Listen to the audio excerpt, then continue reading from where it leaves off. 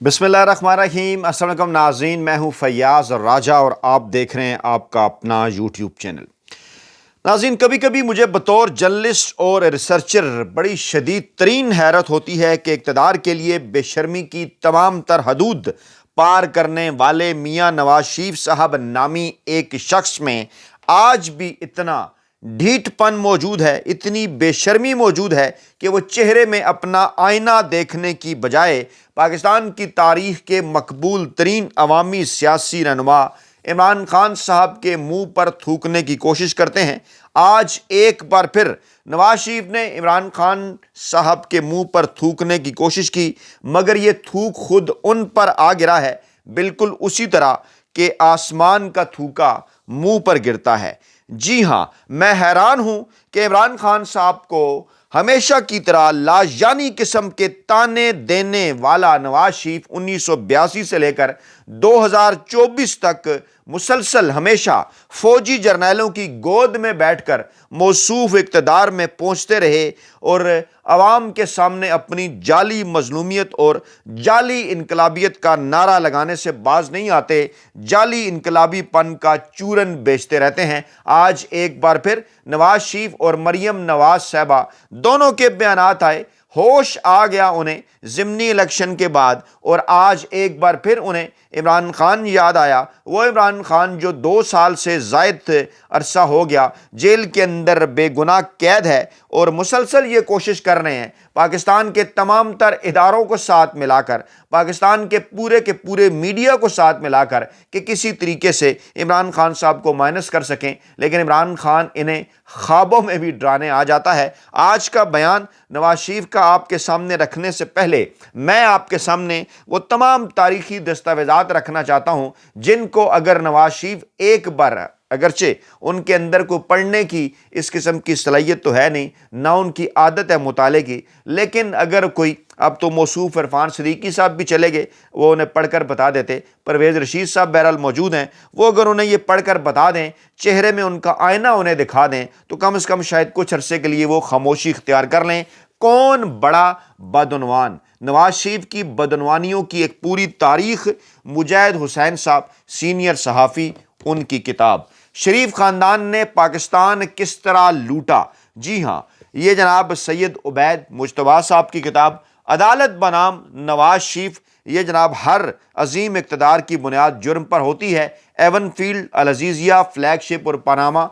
क्या आप ये समझते हैं कि अदालतों से अगर आपको रिहाई मिल गई है तो आप बेगुनाह हैं? नहीं जनाब, पाकिस्तानी अवाम बेवकूफ़ नहीं है। पाकिस्तान में बदनवानी की हुक्मरानी, मुजाहिद हुसैन साहब की किताब नवाज शरीफ के कारनामों से भरी पड़ी है। रंगीला वज़ीर-ए-आज़म अमजद हुसैन साहब की किताब नवाज शरीफ के कारनामों से भरी पड़ी है। रायविंड साजिश, राय असद खान खरल साहब की किताब नवाज शरीफ के कारनामों से भरी पड़ी है। नवाज शरीफ जीती बाजी हार गया, हाफिज़ शफीकुर रहमान साहब की किताब नवाज शरीफ के कारनामों से भरी पड़ी है। मैं इन कारनामों को यहीं रोकता हूं क्योंकि मैंने एक किताब आज सिलेक्ट की है, चूज़ की है। ज़िया शाहिद सीनियर सहाफ़ी और जो है वो कम से कम 50 बरस से ज़ायद का अरसा जनाब उन्होंने सहाफ़त के अंदर जो है वो गुजारा, और मेरा दोस्त नवाज शरीफ के नाम से उनकी किताब है। इस किताब के कुछ इक़्तिबासात हम आपके सामने रखेंगे, लेकिन पहले मैं आपको ये बताऊं कि मियाँ साहब मौसूफ ने बयान क्या दिया है। मौसूफ कहते हैं दूसरों को चोर कहने वाले खुद चोर साबित हुए। मियाँ साहब को शर्म होती है, कोई हया होती है? मैंडेट चोर हैं आप। 8 फरवरी 2024 अपने दिल के अंदर झांक कर देखें कि क्या पाकिस्तानी अवाम ने आपको वोट दिया? मैंडेट चोर हैं आप, और आप कहते हैं इमरान खान अकेला मुजरिम नहीं, लाने वाले भी शरीक हैं। आप इमरान खान साहब को ताने दे रहे हैं कि उसे लाने वाले शरीक हैं, उसको लाने वाले पाकिस्तानी अवाम थे। आपको कौन लेकर आया था? ये मैं हकायक आपके सामने रखता हूँ। एक एक चीज़ मैं इस वक्त पाकिस्तानी अवाम के सामने रखने जा रहा हूँ, और मौसूफ ज़िमनी इंतखाबात को, ये जो हुए हैं ना चंद घंटे पहले, चंद दिन पहले, पाकिस्तान की तारीख के मतनाज़ा तरीन धांधली शुदा ज़िमनी इंतखाबात, वही 8 फरवरी 2024 के फॉर्म 47 वाले, उनमें जीतने पर मियाँ साहब मौसूफ उल्टी छलांगे लगा रहे हैं, वो भी और उनकी मौसूफा बेटी मरियम नवाज साहबा भी, कि हमने तो घुसकर इमरान खान को शिकस्त दे दी, हम तो मियाँ माली के अंदर भी तब्दीली ले आए। ये किताब क्या कहती है? मियाँ साहब आपकी सियासत का आगाज़ कैसे 4 جرنیلوں نے کیا تھا، جنرل جیلانی ہوں، جنرل ضیاء الحق ہوں اور جنرل حمید گل صاحب ہوں، یا پھر آگے چل کر جنرل اسد درانی ہوں، یا پھر بریگیڈیئر قیوم ہوں، بریگیڈیئر امتیاز ہوں۔ یہ حقائق قوم جانتی ہے، اور اگر نہیں بھی جانتی تو ہم آپ کے سامنے رکھ دیتے ہیں۔ اور ضیاء شاہ صاحب فرماتے ہیں کہ گورنر نے چند باتیں کہیں جن کا خلاصہ یہ تھا کہ اتفاق لمیٹڈ والے میاں شریف کا بیٹا نواز شریف ہے، جس کے بارے میں جنرل ضیاء الحق نے کہا ہے کہ اسے سیاست میں بہت آگے جانا ہے۔ گورنر صاحب کا کہنا تھا کہ بڑے اخبار دو ہیں، جنگ اور نوائے وقت۔ جنرل جیلانی نے کہا کہ نوائے وقت کے مالک اور چیف ایڈیٹر مجید نظامی ہیں، وہ تو تعاون کر رہے ہیں، جن سے اتفاق کے مالک میاں شریف صاحب کی ذاتی دوستی ہے۔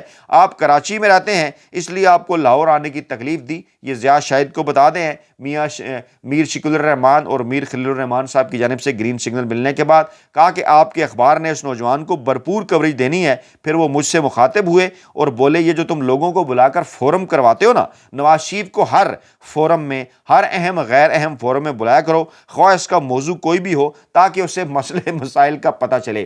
یہ ہے میاں صاحب آپ کی اوقات کہ جنرل جیلانی صاحب اپنے بیٹے کے طور پر آپ کا تعارف کرا رہے ہیں جنگ اخبار والوں سے، اور کہہ رہے ہیں اس کی رنگین تصویریں چھاپو۔ میر خلیل الرحمان صاحب نے پوچھا کہ آپ اسے بنا کیا رہے ہیں، تو جنرل جیلانی نے کہا کہ آج کل تو وہ وزیر خزانہ ہے، لیکن آگے الیکشن آ رہے ہیں، انہیں جو ہے وہ لمبا سفر طے کرنا ہے۔ یہ معاملہ یہیں پر ختم نہیں ہو رہا جناب، کاپی پنسلیں، کاپی پین ڈائریاں کھول رہے ہیں۔ جن دنوں اتفاق فاؤنڈری ریلوے کے پاس تھی، معلوم نہیں سچ ہے یا جھوٹ، یہ خبریں عام تھیں کہ زیادہ تر لوہار ریلوے کا لوہا چرا کر یار لوگ میاں شریف کی فاؤنڈری کو بیچ دیتے ہیں، اور پھر کیونکہ یہ کومیا لیا گیا تھا یہ ان کا جناب بزنس، تو جنرل ضیاء الحق نے میاں شریف کا ادارہ اتفاق لمیٹڈ انہیں واپس کر دیا، اور غالباً یہی واپسی وہ سبب بنی جس کے باعث میاں شریف کے بیٹے محمد نواز شریف پر فوج نے ہاتھ رکھ دیا۔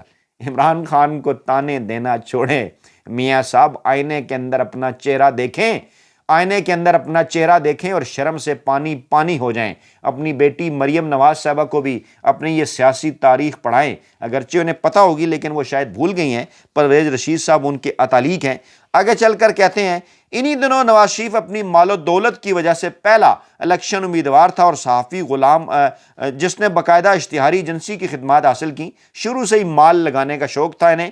میرے دوست اور صحافی غلام اکبر کے صاحبزادے انعام اکبر کی اشتہاری ایجنسی میڈاس نے نواز شریف کی کمپین بنائی۔ مجھے یہ بھی یاد ہے کہ پہلی مرتبہ 4 رنگ کے وال پوسٹر بھی نواز شریف ایک الیکشنوں میں دوباروں پر نظر آئے۔ اس سے پہلے الیکشن کے امیدوار کسی ایک رنگ کے وال پوسٹر چھپواتے تھے۔ سیاست میں مال و دولت کا استعمال نواز شریف کی دین ہے۔ پھر اگلے 15-20 برس تک نواز شریف کی جو 4 رنگی تصاویر اخباروں، پوسٹروں، سرکاری مواقعوں پر جاری کی گئیں، وہ پورا دن پاکستان کے شعراء آفاق فوٹوگرافر ظفر کی محنت شاقہ کا نتیجہ تھیں۔ یہ 100-150 تصاویر یعنی یہ ہر لباس میں بنوائی گئی، کوٹ، پتلون، ٹائی، کرتا شلوار، ویسٹ کوٹ، شیروانی، ٹوپی، علامہ اقبال کی سوچ کا سٹائل، گالوں پر انگلیاں رکھ کر سٹائل۔ یہ تصاویر پاکستان میں کم و بیش 20-25 برس تک کام آتی رہیں۔ یہ ہیں میاں نواز شریف صاحب، آپ کو باقاعدہ طور پر اس ملک کے طاقتور حلقوں نے کس طرح سے اپنی گود میں بٹھا کر پاکستانی سیاست کے اندر لانچ کیا۔ پاکستانی عوام یہ تاریخ کبھی نہیں بھول سکتی۔ آپ آج بھی وہیں کھڑے ہیں۔ وہ کہتے تھے نا کہ میں بڑا انقلابی بن گیا ہوں، ووٹ کو عزت دو۔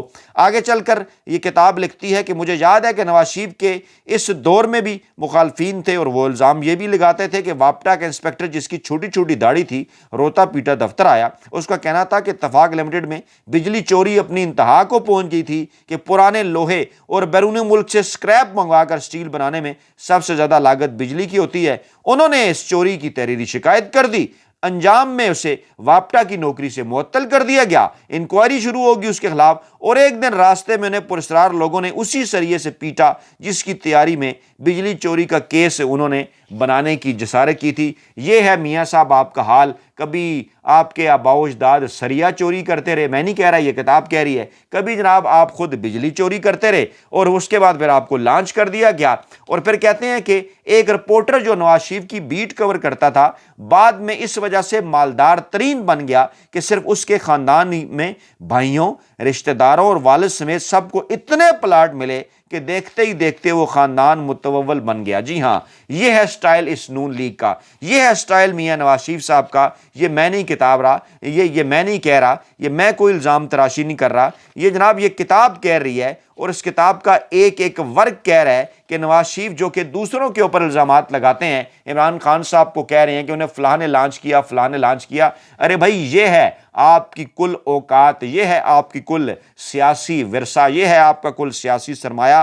اور پھر وہ ضیاء الحق صاحب کا مشہور جملہ کہ نواز شریف کا قلعہ مضبوط ہے، اس کا بھی ضیاء شاہد صاحب نے ذکر کیا کہ جنرل ضیاء الحق صاحب نے براہ راست ہمیں یہ کہا تھا، دیگر صحافی بھی موجود تھے، کہ صبح سارے اخبارات میں یہ جملہ چھپنا چاہیے۔ جب ان کی چودھری برادران سے لڑائی ہو گئی تھی نا، جب یہ پتہ چل رہا تھا کہ ان کے ہاتھ سے اقتدار نکل رہا ہے، تو اس وقت نواز شریف صاحب کی مدد کے لیے جنرل ضیاء الحق صاحب پہنچے اور پھر یہ جملہ اخباروں کے اندر چھپوایا کہ نواز شریف کا قلعہ مضبوط ہے۔ جنرل ضیاء جب تک زندہ رہے ان کی پوری حمایت نواز شریف کے ساتھ رہی۔ انہوں نے یہاں تک کہا کہ نواز شریف میرا سیاسی وارث ہے، ایک بار یہاں تک کہا کہ میری دعا ہے کہ میری عمر اس سے لگ جائے۔ پھر یہ ہارس ٹریڈنگ، یہ بھی جناب آپ ہی کی دین ہے۔ نواز شریف کی وزارت اعلیٰ کے زمانے میں یہ رواج بھی شروع ہوا کہ اسمبلیوں میں گنتی سے پہلے اپنے بندوں کو لاہور سے باہر کسی جگہ بھیج دیا جاتا۔ مختلف وقتوں میں یہ پریکٹس جاری رہی۔ نواز شریف نے چھانگا مانگا اور بعد ازاں مری میں اپنے مشکوک ارکان اسمبلی کو جمع کیا۔ بعد میں پھر بینظیر بھٹو صاحبہ نے بھی سوات کا انتخاب کیا، وہ بھی جناب یہ کام کرنا شروع ہو گئیں۔ تو اس کام کا آغاز بھی جناب میاں نواز شریف صاحب نے کیا، اور آج وہ دوسروں کو تانے دے رہے ہیں۔ آج وہ انہی دنوں جناب لفافہ جرنلزم کی اصطلاح سامنے آئی۔ انہوں نے کہا جناب کہ عید کی آمد تھی اور جناب لفافے چل رہے تھے، اسلام آباد ہو، لاہور ہو یا پنڈی ہو، نقدی دی جا رہی تھی، پلاٹ بھی، نوکریاں بھی، من پسند ٹھیکے بھی۔ نواز شریف کے گھر کے ایک نوجوان نے مجھے ایک فہرست دکھائی، عید کی آمد تھی، اس نے کہا 72 اخبار نویسوں کی فہرست ہے جنہیں عید گفٹ بھیجنے ہیں۔ تو یہ میڈیا کیوں چیخے مارتا ہے؟ بنی گالا سے، عمران خان کے گھر زمان پارک سے تو انہیں چائے کا ایک کپ نہیں ملتا۔ ہم خود ایک دفعہ ناشتہ عمران خان صاحب نے ناشتے پر بلایا گفتگو کے لیے، اور چائے کا ایک کپ جناب، اور خود جناب ابلے ہوئے انڈے اور شہد اور بریڈ کھائی، اور باقیوں کو کہا چلیں جی جنٹل مین اب بات کرتے ہیں۔ ان کے ہوش اڑ گئے۔ یعنی کہ سرکاری خزانے سے باپ کا مال سمجھ کر، یا اگر اپنے ذاتی پیسے سے بھی دیا تو بعد میں پورا کر لیا۔ یہ ہے جناب اس خاندان کی کل اوقات ہے۔ یہ کتاب بتا رہی ہے 72 اخبار نویسوں کی فہرست ہے، عید گفٹ بھیجنے ہیں، آپ پڑھ لیں، کوئی نام نہ رہ گیا ہو۔ میں نے پڑھنے سے پہلے پوچھا میرا نام تو نہیں ڈالا، کہنے والا بولا معاف کرنا، ہمیں پتہ ہے آپ میٹر ہیں، آپ برا مان جائیں گے۔ جی ہاں، یہ ہے جناب صورتحال ہے ان صاحب کی، جو کہ اس وقت عمران خان صاحب کے اوپر جو ہے وہ الزام لگا رہے ہیں، چڑھ دوڑے ہیں اور کہہ رہے ہیں کہ عمران خان صاحب کو جو لوگ لائے ان کے خلاف بھی کارروائی ہونی چاہیے، صرف عمران خان صاحب کے خلاف جو ہے وہ کارروائی نہیں ہونی چاہیے۔ یہ جناب حنیف رامے، ضیاء الحق، نواز شریف کتنے جناب علی لوگ بنے۔ اچھا، یہ کتاب لکھتی ہے کہ جناب نواز شریف صاحب جو ہیں وہ ان کے ایک ٹی وی انٹرویو کا ذکر ہے کہ 1990 کے الیکشن کا زمانہ تھا، سیاسی جماعتوں کے لیڈروں سے انٹرویو کا سلسلہ شروع ہوا۔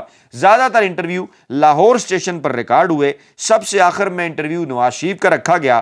سارے لیڈر لاہور اسٹوڈیو میں مقررہ وقت سے آدھ پونا گھنٹہ پہلے آئے اور ریکارڈ کروا کر چلے گئے۔ نواز شریف کے لیے خصوصی اہتمام کیا گیا، مشیروں کی ایک فوج 5 دن تک 90 شاہراہ قائد اعظم پر فری میسن والی بلڈنگ میں ریہرسل کرواتی رہی۔ پنجاب حکومت کے محکمہ اطلاعات یعنی ڈی جی پی آر سے کیمرہ منگوایا گیا۔ سیکرٹری اطلاعات اور ڈی جی پی آر کے علاوہ آئی بی کے بریگیڈیئر امتیاز بھی اس ٹیم کے مشیر اعلیٰ تھے۔ یہ ہے میاں صاحب آپ کی کل اوقات، برگیڈریوں اور جرنیلوں کی گود میں بیٹھ کر آپ سیاست کرتے رہے، اور آپ الزام لگا رہے ہیں عمران خان صاحب کے اوپر۔ کہتے ہیں جناب، یہ کتاب کہتی ہے کہ 2 روز تک صلاح مشورہ ہوتا رہا، تیسرے چوتھے پانچویں روز فائنل ریہرسل ہوئی جسے ڈی جی پی کے کیمرے نے ریکارڈ کر لیا۔ فوج ہر قیمت پر نواز شریف کو وزیر اعظم دیکھنا چاہتی تھی، لہٰذا سب حاضر اور سابق فوجی سرگرم عمل تھے۔ انور حسین بھی موجود ہوتے تھے۔ فائنل ریہرسل 2 دن تک جاری رہی۔ مشیران گرامی بار بار نئے سوال شامل کراتے تھے۔ خدا کر کے 6 دنوں میں انٹرویو خصوصی سیٹ پر ریکارڈ کیا گیا۔ ایک دن بریگیڈیئر امتیاز صاحب نے یہ کہہ دیا، رولنگ دے دی کہ نواز شریف کی غریبوں کی مدد کا بھی کوئی واقعہ شامل کر دیں تاکہ غریب پروری کا ثبوت ملے۔ بڑا ڈھونڈا گیا، نواز شریف بھی ذہنی اذیت مشقت کر کے تھک چکے تھے، کوئی واقعہ بریگیڈیئر امتیاز کو پسند نہیں آ رہا تھا۔